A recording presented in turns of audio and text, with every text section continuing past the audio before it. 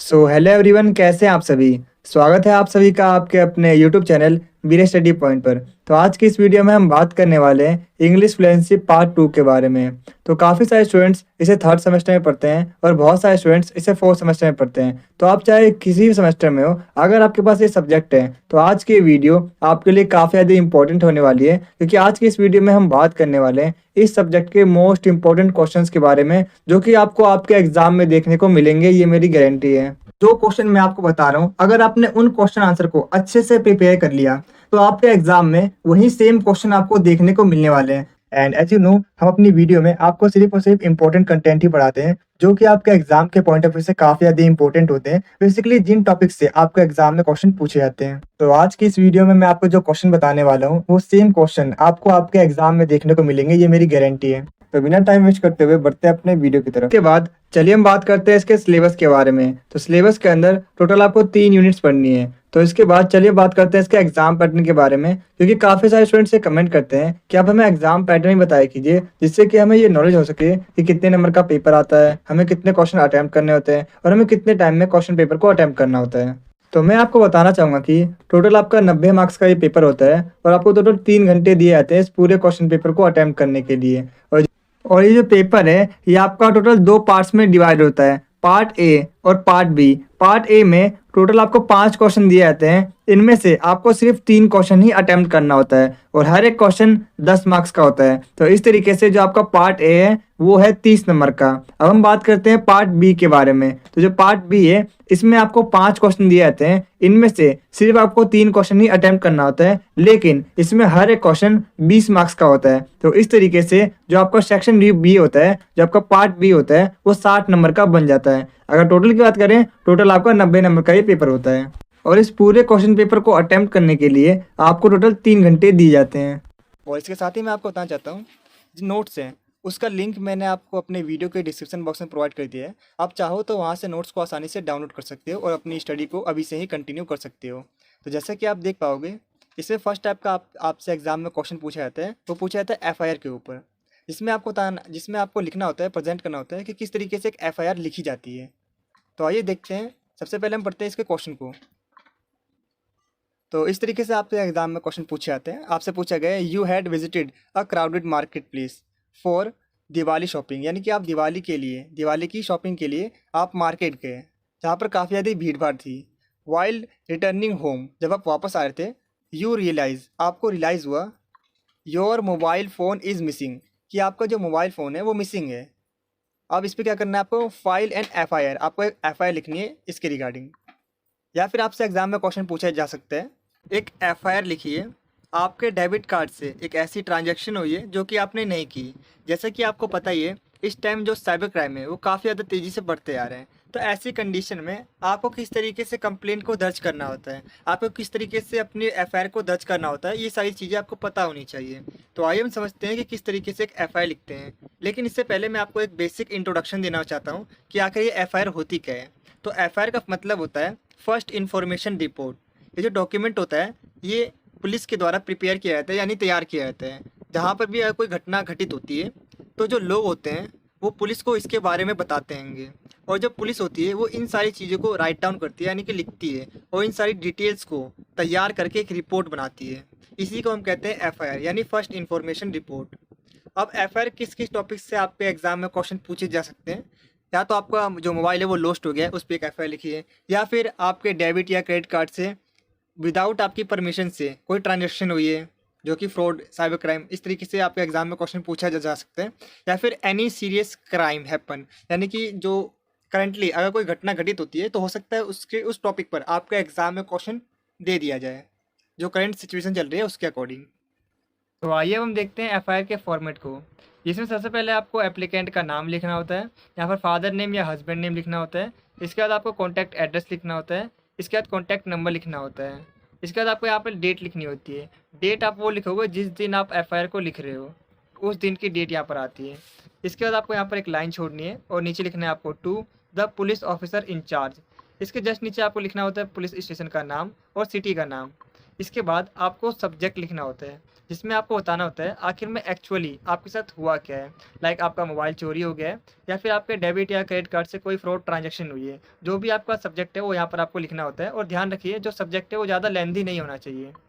इसके बाद आपको यहाँ पर एक लाइन छोड़नी होती है और लिखना होता है रिस्पेक्टेड सर और madam, I want to tell you that. यहाँ पर आपको बताना होता है आखिर एक्चुअल में आपके साथ हुआ क्या है, और कब हुआ है, और कहाँ और कैसे हुआ है। इन सारी डिटेल्स को आपको यहाँ पर बताना होता है। और ये जो लाइन है, ये सारी लाइन फिक्स रहेंगी। बस जो रेड कलर की लाइन आपको शो हो रही है, यहाँ पर आपको डिटेल्स लिखनी होती है। इसके बाद आपको लिखना होता है आई request you please register my FIR for this issue. इसके बाद यहाँ पर आपको लिखना होता है I am attaching my ID proof like Aadhaar card और पैन कार्ड। इसके बाद यहाँ पर आपको लास्ट में लिखना होता है थैंक यू योर सिंसियरली। यहाँ पर आपको अपना सिग्नेचर लिखना होता है और नाम लिखना होता है। तो ये तरीका है FIR को लिखने का, फॉर्मेट है। तो आइए हम एक क्वेश्चन को पिक करते हैं और उसके आंसर को लिखते हैं। जैसे कि आपको फर्स्ट क्वेश्चन में यहाँ पर शो हो रहा है, आपका जो मोबाइल फ़ोन है वो लॉस्ट हो गया है, तो उस पर आपको एक FIR दर्ज करनी थी। तो आइए हम देखते हैं कि किस तरीके से हमें FIR लिखनी है। तो अब हम एक FIR लिखने वाले हैं लॉस्ट मोबाइल फ़ोन पर, जिसमें सबसे पहले हमने एप्लीकेंट का नाम लिखा है, इसके बाद father name, address, contact number, इसके बाद हमने लिखा है डेट। इसके बाद आपको एक लाइन छोड़नी होती है और यहाँ पर आपको लिखना होता है to the police officer incharge, और यहाँ पर हमने लिखा हैगा उस पुलिस स्टेशन का नाम, और सिटी के अंदर हमने लिखा है न्यू दिल्ली। इसके बाद आपको लिखना होता है सब्जेक्ट। सब्जेक्ट आपको एकदम सिंपल एंड शॉर्ट लिखना होता है, जैसा कि हमने लिखा है FIR for lost mobile phone in crowded market. तो मैं आपको बताना चाहता हूँ आपको भी सब्जेक्ट कुछ इसी तरीके से लिखना है। सब्जेक्ट आपको ज़्यादा लेंथी नहीं लिखना है, कोशिश कीजिए कि एक लाइन में आपका सब्जेक्ट आ जाए। और जैसा कि हमने लिखा है एकदम सिंपल एंड शॉर्ट, इसी तरीके से आपको भी अपने एग्ज़ाम में लिखना है। इसके बाद आपको लिखना होता है respected sir I want to report, यानी मैं रिपोर्ट करना चाहता हूँ द लॉस्ट मोबाइल फ़ोन, जो मेरा मोबाइल फ़ोन है उसके रिगार्डिंग मैं रिपोर्ट करना चाहता हूँ। और जो किस तारीख को हुआ ये 15 जून 2024 को, कितने बजे, 8 बजे, और कहाँ पर हुआ ये इंसिडेंट, कमला मार्केट में। इसके बाद आपको इस इंसिडेंट के रिगार्डिंग कुछ और डिटेल्स बतानी होती है, जैसे कि ये घटना कब हुई, 15 जून 2024 को, और कैसे हुई। I went shopping for Diwali, यानी कि मैं शॉपिंग के लिए, दिवाली के लिए शॉपिंग करने के लिए गया इन द क्राउडेड मार्केट, यानी एक भीड़ भाड़ वाले मार्केट में, नियर ABC कॉलोनी, और कितने बजे गया, 8 बजे।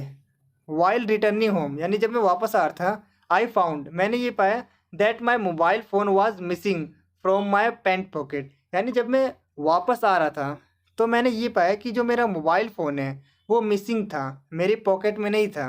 आई सर्च, मैंने उसे ढूंढा, everywhere but couldn't find it, मैंने उसे हर जगह ढूंढा लेकिन वो नहीं मिला। I have already tried calling my phone number, यानी कि मैंने कोशिश किया कि मैं अपने फ़ोन पर कॉल करूं, but it has been switch off, लेकिन वो स्विच ऑफ बता रहा था, और नेटवर्क कवरेज क्षेत्र एरिया से बाहर बता रहा था। इसके बाद यहाँ पर आपको अपने जो मोबाइल फ़ोन है जो खो गया है उसके कुछ डिस्क्रिप्शन बताना होता है, यानी वो कैसा दिखता है, उसका रंग कैसा है, एक्सेट्रा डिटेल दिखानी होती है। जैसे कि हमने इसमें बताया ये सैमसंग का मोबाइल हैगा, और इसके अलावा ये ब्लू कलर का मोबाइल है, और यहाँ पर आपको IMEI नंबर लिखा है, जो कि आपके मोबाइल फ़ोन के कवर के ऊपर लिखा होता हैगा। और इसके बाद आपको अप्रॉक्सीमेटली वैल्यू बतानी होती है, ये अपने अकॉर्डिंग आप फिल कर सकते हैं। और लास्ट में आपको बताना होता है please help me by register and FIR, यानी कि हेल्प कीजिए मेरी FIR रजिस्टर करने में फॉर माई लॉस्ट मोबाइल, जिससे कि जो मोबाइल है वो मिल सके, उसी के रिगार्डिंग तो हम रिपोर्ट कर रहे हैं। I have attached my Aadhaar card as ID proof, और मैंने अपने आधार कार्ड दिया है ID प्रूफ के तौर पर। इसके बाद आपको लिखना होता है थैंक यू योर सिंसियरली, और यहाँ पर आपको सिग्नेचर करना होता है। इसके बाद आपको अपना नाम लिखना होता है।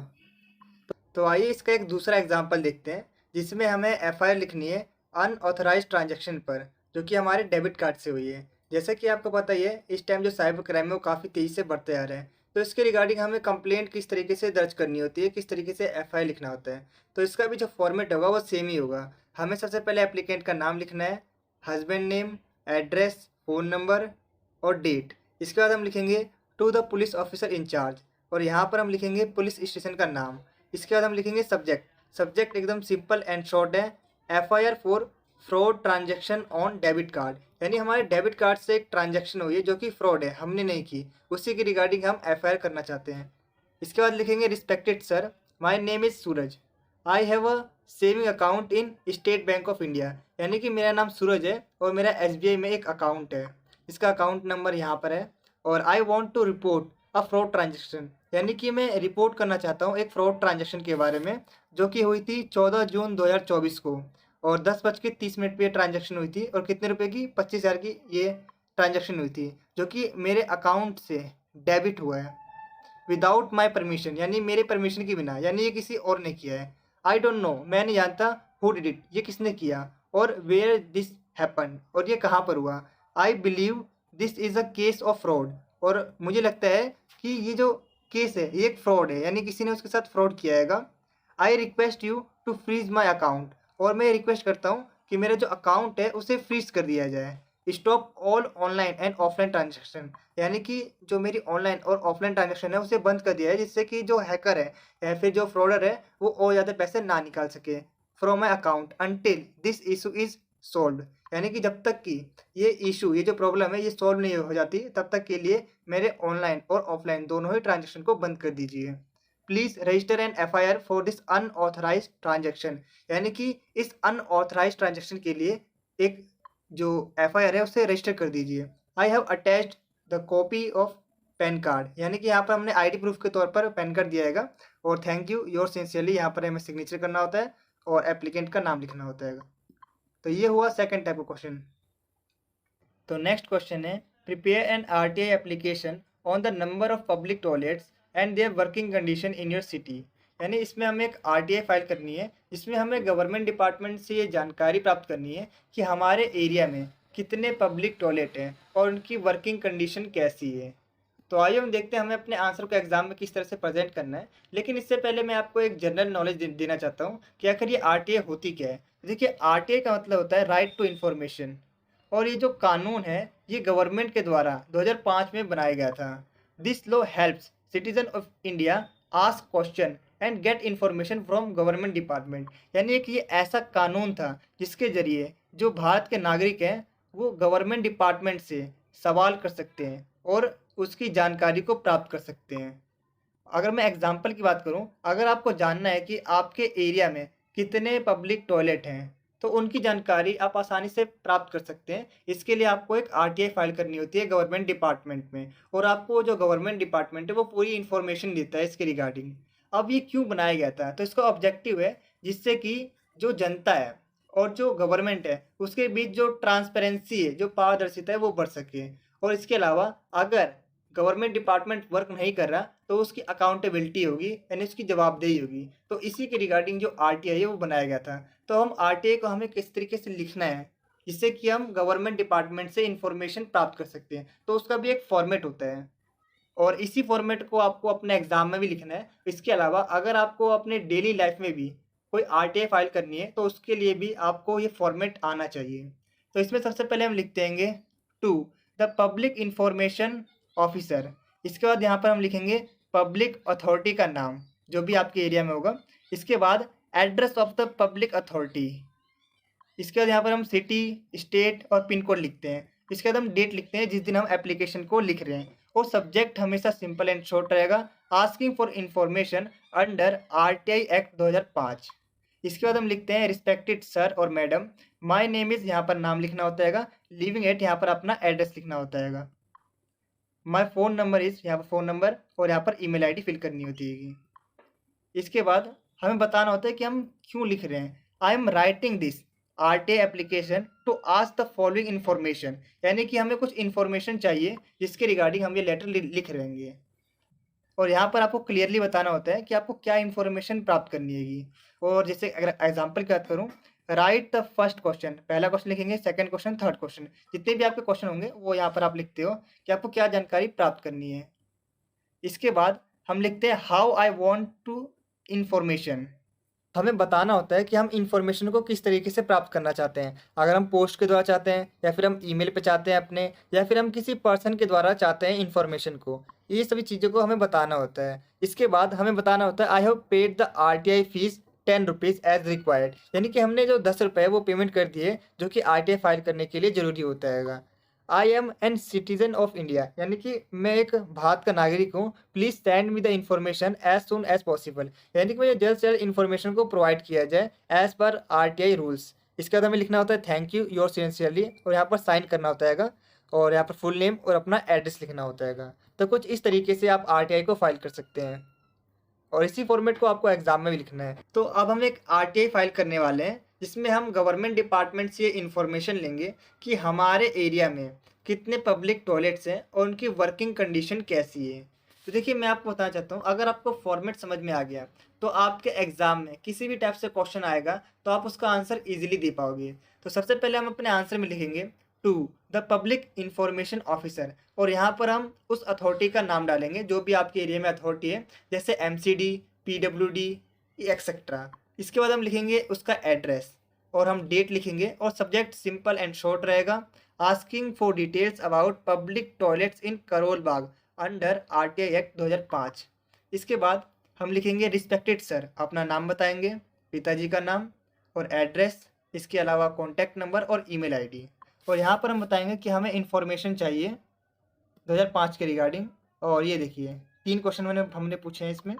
और इसके बाद हम बताएंगे I have paid the fees ₹10 in cash on 8 June 2024 as per the RTI rules, यानी RTI रूल्स के अकॉर्डिंग हमने ₹10 की जो कैश पेमेंट है वो कर चुके हैं।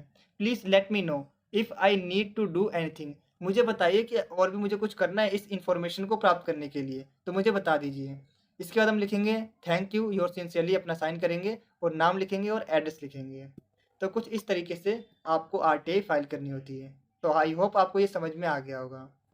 तो जो नेक्स्ट टाइप का आपके एग्जाम में क्वेश्चन पूछा जाता है वो काफ़ी ज़्यादा इजी क्वेश्चन पूछा जाता है। आपसे एग्जाम में क्वेश्चन पूछा जाता है कि बताइए किस तरीके से फेसबुक, ट्विटर और इंस्टाग्राम पर हम अकाउंट को क्रिएट कर सकते हैं। देखिए कितना इजी क्वेश्चन है, इसका आंसर तो आप मुझसे भी बेहतर तरीके से बता सकते हो, लेकिन फिर भी चलिए हम देखते हैं कि हमें आंसर को एग्जाम में किस तरह से प्रेजेंट करना है सो दैट हम अच्छा स्कोर कर सकें अपने एग्जाम में, क्योंकि प्रेजेंटेशन काफ़ी ज़्यादा मायने रखती है एग्जाम में। तो देखिए इसके रिगार्डिंग मैं आपको बताना चाहता हूँ आपको एग्जाम में किस तरीके से क्वेश्चन पूछे जाते हैं। Create your profile for any of the one social media account like Facebook, Twitter और इंस्टाग्राम, यानी फेसबुक, ट्विटर और इंस्टाग्राम में से किसी भी एक पर अकाउंट क्रिएट करने के बारे में बताइए कि किस तरीके से अपनी एक प्रोफाइल को क्रिएट करते हैं। तो अगर हम बात करें फेसबुक के बारे में तो देखिए सबसे पहले हमें एक यूज़र नेम को क्रिएट करना होता है, अपनी फ़ोटो अपलोड करनी होती है। इसके बाद हमें अपने बायोडाटा के बारे में थोड़ी सी इन्फॉर्मेशन देनी होती है, जैसे कि हम क्या जॉब करते हैं या फिर हमारी पर्सनैलिटी क्या है, हम किस चीज़ में इंटरेस्टेड होते हैं, इसके बारे में बताना होता है। अगर हम एडिशनल डिटेल डालना चाहें तो वो भी हम एंटर कर सकते हैं आसानी से, जिसमें हम बता सकते हैं कि हमारी एजुकेशन क्या है, हम क्या काम करते हैं, हमारी हॉबीज़ क्या है, इन सभी चीज़ों के बारे में भी हम एडिशनल डिटेल में ऐड कर सकते हैं। तो अगर हम बात करें कि ट्विटर पे किस तरीके से अकाउंट को क्रिएट किया जाता है तो सबसे पहले हम जाते हैं ट्विटर की वेबसाइट पर। इसके बाद हम साइन अप के बटन पे क्लिक करते हैं। इसके बाद हम अपनी बेसिक इन्फॉर्मेशन को एंटर करते हैं, जैसे कि हमारा नाम, फ़ोन नंबर, ईमेल आईडी और एक पासवर्ड को हमें क्रिएट करना होता है, जो कि सिक्योरिटी रीज़न की वजह से हमें क्रिएट करना होता है, जिससे कि हमारा यूज़र नेम कोई और ना यूज़ करे, यानी हमारा जो अकाउंट है वो हैक ना हो सके। इसके रिगार्डिंग हमें एक पासवर्ड को क्रिएट करना होता है और एक वेरिफिकेशन कोड जाता है हमारे मोबाइल नंबर पर, और हमें SMS में जो नंबर आता है उस कोड को हमें एंटर करके कंफर्म करना होता है। इसके बाद हमें अपना एक यूज़र नेम क्रिएट करना होता है जो कि बाकी सबसे अलग हो। इसके बाद हमें रिव्यू एंड कंफर्म, हमें सारी के सारी जो बेसिक इन्फॉर्मेशन होती है जो हमने एंटर की है, like name, email ID, phone number, password और जो हमारा यूज़र नेम है, उन सारी चीज़ों को चेक करना होता है। और अगर वो सारी की सारी चीज़ सही होती है तो आगे हम प्रोसेस पे क्लिक करते हैं, जिससे कि हमारा अकाउंट क्रिएट हो सके। जैसे ही आप आगे सबमिट के बटन पे क्लिक करते हो, इसके बाद आपको आता है साइन अप योर प्रोफाइल, जहाँ पर आप अपनी फ़ोटोज़ को अपलोड कर सकते हो, अपने बायोडाटा को दे सकते हो और इसके अलावा अपनी लोकेशन को शेयर कर सकते हो। और अगर आपका कोई प्लेटफॉर्म है, वेबसाइट है, तो उसे भी आप शेयर कर सकते हो, जिससे कि आप अपना जो बिजनेस है उससे आगे ग्रोथ कर सको। तो इस तरीके से आपको अकाउंट क्रिएट करना होता है। सेम सेम वे में इसके रिगार्डिंग अगर मैं आपको बताऊँ इंस्टाग्राम में किस तरीके से क्रिएट करना होता है, आप चाहो तो इंस्टाग्राम का जो ऐप है उसे डाउनलोड कर लीजिए। उसके बाद साइन अप के बटन पे क्लिक करना होता है, अपना यूज़र नेम और पासवर्ड को क्रिएट करना होता है और अपनी जो बेसिक इन्फॉर्मेशन होती है उसे प्रोवाइड करना होता है, जैसे फ़ोटो, बायोडाटा। इस तरीके से आप अपनी इन्फॉर्मेशन को शेयर करते होगे और आप चैट कर सकते हो आसानी से। तो कुछ इस तरीके से हमें अपने एग्जाम में प्रेजेंट करना है, जैसा कि आप देख पा रहे हो। मैं आपको बताना चाहता हूँ अगर आपके पास टाइम कम है तो आप जल्द से जल्द डिस्क्रिप्शन बॉक्स में जाइए, वहाँ पर मैंने इस PDF का लिंक प्रोवाइड किया है। उस लिंक पे क्लिक कीजिए और इस पीडीएफ को डाउनलोड कीजिए, जिससे कि आप कम टाइम में ज़्यादा स्कोर कर पाओगे अपने एग्जाम में। आप देख रहे हैं मेरा चैनल वीरे स्टडी पॉइंट, और अगर अभी तक आपने मेरे चैनल को सब्सक्राइब नहीं किया है तो सब्सक्राइब करके बेल आइकन को जरूर प्रेस करना, ताकि मेरे चैनल पे आने वाली सभी वीडियो का नोटिफिकेशन सबसे पहले आप तक पहुंचे।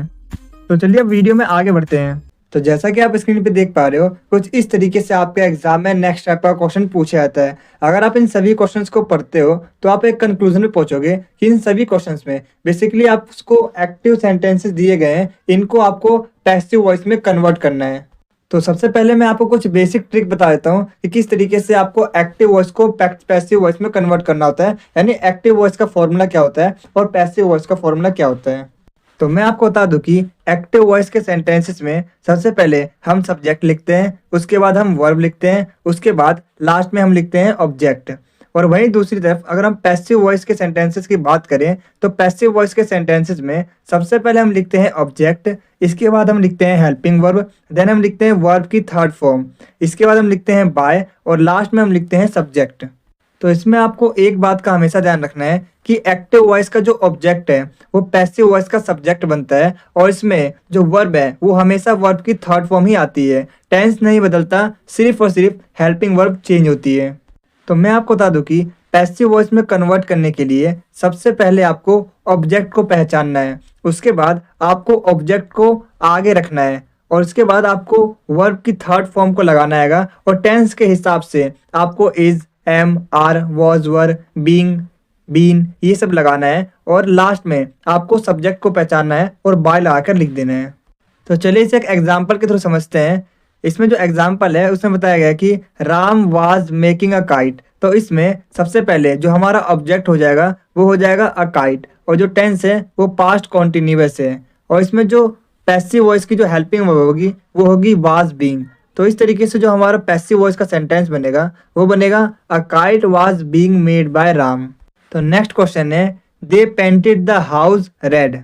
तो इसमें जो हमारा ऑब्जेक्ट बनेगा वो बन जाएगा द हाउस, और इसमें जो सेंटेंस है वो हैगा सिंपल पास्ट। तो हमारा जो पैसिव वॉइस का सेंटेंस बन जाएगा वो बनेगा the house was painted red bye them. तो नेक्स्ट है I have done my homework. तो इसमें जो ऑब्जेक्ट बनेगा वो बन जाएगा माई होमवर्क, और जो टेंस है वो है पास्ट परफेक्ट। तो इस तरीके से जो हमारा पैसिव वॉइस का सेंटेंस बनेगा वो बनेगा my homework has been done by me. तो नेक्स्ट क्वेश्चन है the teacher always answers the students questions. तो इसके अंदर जो हमारा ऑब्जेक्ट बनेगा वो बनेगा द स्टूडेंट्स क्वेश्चंस, और जो टेंस है ये सिंपल प्रेजेंट का टेंस है। तो इस तरीके से जो हमारा पैसिव वॉइस का सेंटेंस बनेगा वो बनेगा the students questions are always answered by the teacher. तो नेक्स्ट क्वेश्चन है the mother is feeding the baby. तो इसमें जो हमारा ऑब्जेक्ट है वो है द बेबी, और जो टेंस है वो है प्रेजेंट कॉन्टिन्यूअस। तो इस तरीके से जो हमारा पैसिव सेंटेंस बनेगा वो बनेगा the baby is being fed by the mother. तो इसमें अब जितने भी सेंटेंसेस बच गएंगे उन सभी क्वेश्चंस के आंसर आपको कमेंट सेक्शन में देने हैं। इसके बाद आपके एग्जाम में क्वेश्चन पूछा जाता है आइडोनिम्स से। आइडोनिम्स का मतलब होता है मुहावरे। जैसे हम कहते हैं आंखों का तारा, तो इसी तरीके से एप्पल ऑफ द आइज। इस तरीके से आपके एग्जाम में क्वेश्चन पूछे जाते हैं, इसका मतलब बताओ।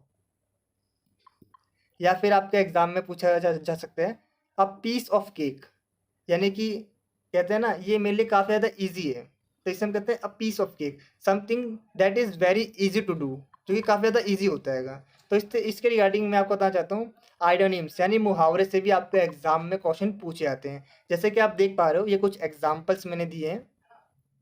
नेक्स्ट क्वेश्चन है right a review of a movie you have enjoyed watching recently. यानी इसमें हमें बताना है कि रिसेंटली में हमने कोई मूवी देखी है तो उसका हमें एक रिव्यू देना है। तो देखिए हमें किस तरीके से अपने आंसर को प्रेजेंट करना होता है। सबसे पहले हम एक इंट्रोडक्शन लाइन लिखेंगे, जैसे कि मैंने रिसेंटली में अभी एक सुपर 30 मूवी देखी थी जो कि काफ़ी ज़्यादा अमेजिंग मूवी थी, और उसी के बारे में मैं अपना रिव्यू देने वाला हूँ उस मूवी के रिगार्डिंग। तो देखिए हम स्टार्टिंग कैसे करेंगे, one movie I really enjoyed watching recently इस सुपर 30। यानी कि मैंने अभी रिसेंटली में एक मूवी देखी थी जो कि काफ़ी ज़्यादा अमेजिंग थी, मैंने काफ़ी ज़्यादा इन्जॉय किया, उसका नाम था super 30।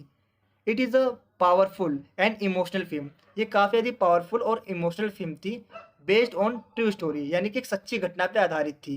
The story is about a real life teacher, यानी कि जो स्टोरी है ये एक रियल लाइफ टीचर पे आधारित है और इसका नाम क्या है टीचर का? आनंद कुमार नाम है, जो कि इसमें ऋतिक रोशन ने इस करेक्टर को प्ले किया है।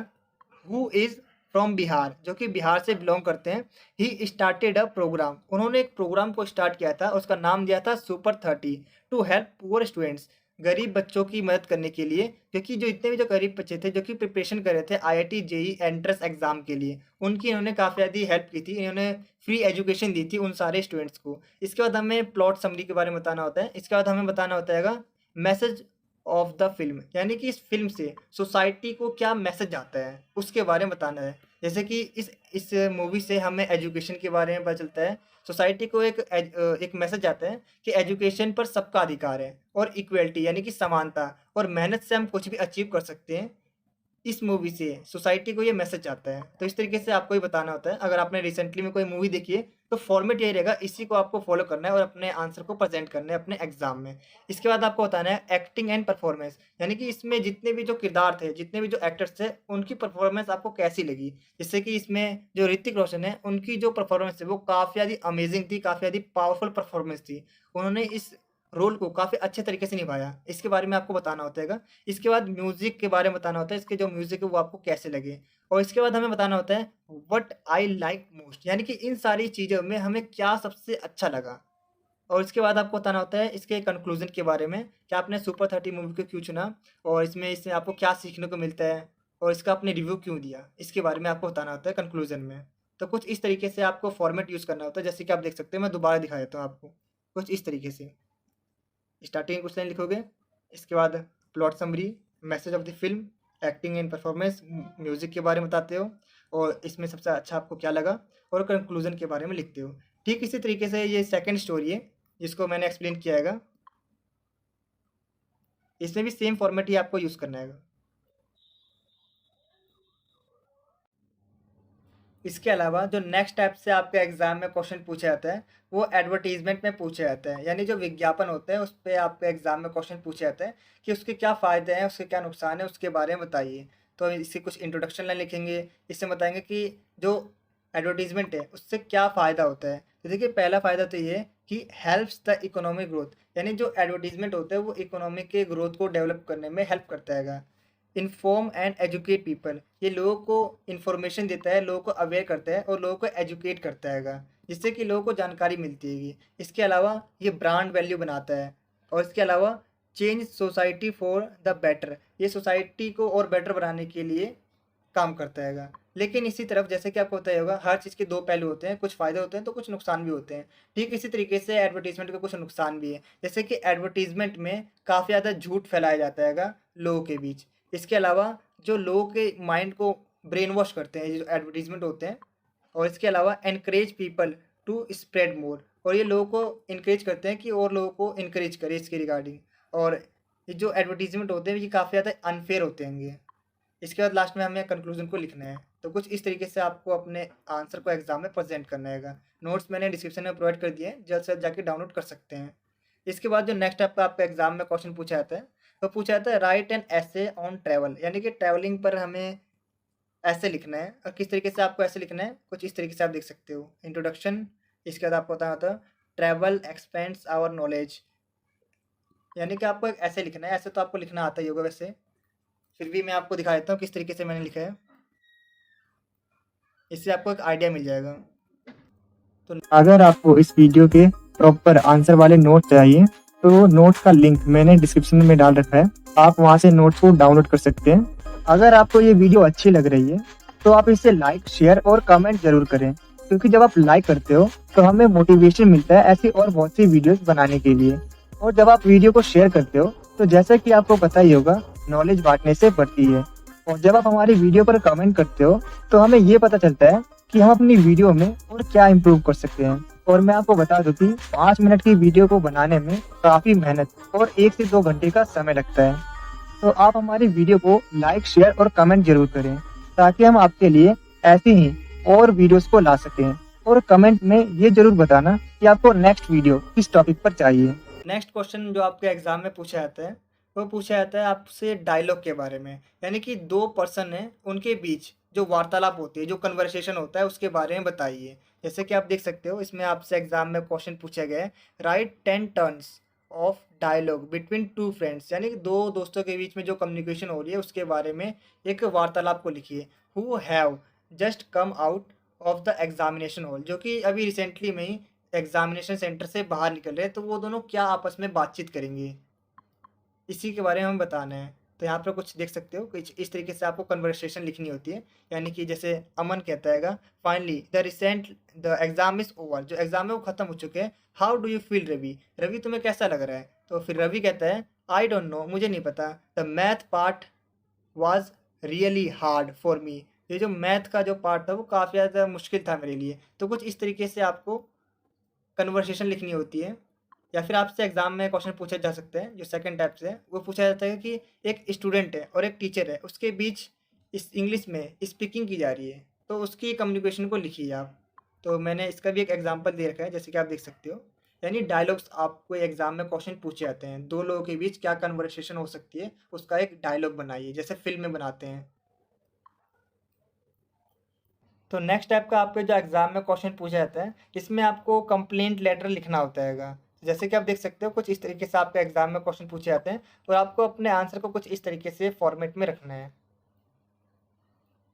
इस तरीके से आपको कंप्लेंट लेटर को लिखना होता है। तो अगर आपको ये वीडियो यूज़फुल लग रही हो तो आई रिक्वेस्ट यू वीडियो को लाइक जरूर कीजिएगा, क्योंकि 5 मिनट की वीडियो को बनाने में भी 1 से 2 घंटे का टाइम लगता हैगा। तो प्लीज़ ज़्यादा से ज़्यादा वीडियो को लाइक, शेयर और कमेंट कीजिए, जिससे कि दूसरे स्टूडेंट्स तक भी ये वीडियो पहुँच सके। इसके बाद नेक्स्ट टाइप का आपका एक जो एग्जाम में क्वेश्चन पूछा जाता है, तो पूछा जाता है कि अगर आपने रिसेंटली में कोई बुक पढ़ी है तो उसका रिव्यू दीजिए, उसके बारे में बताइए। तो जैसे कि आप देख सकते हो इसमें मैंने गुलिवर्स ट्रेवल्स के बारे में एक्सप्लेन किया गया है। इसके अलावा आपसे एग्जाम में क्वेश्चन पूछा जा सकते हैं, right a blog on health and fitness, इस पर आपको एक ब्लॉग लिखना है। तो कुछ इस तरीके से आप लिख सकते हो। तो आपको ये वीडियो कैसी लगी कमेंट में जरूर बताना। ये वीडियो होती है समाप्त, मिलते हैं आपसे अगली वीडियो में। Thanks for watching this video.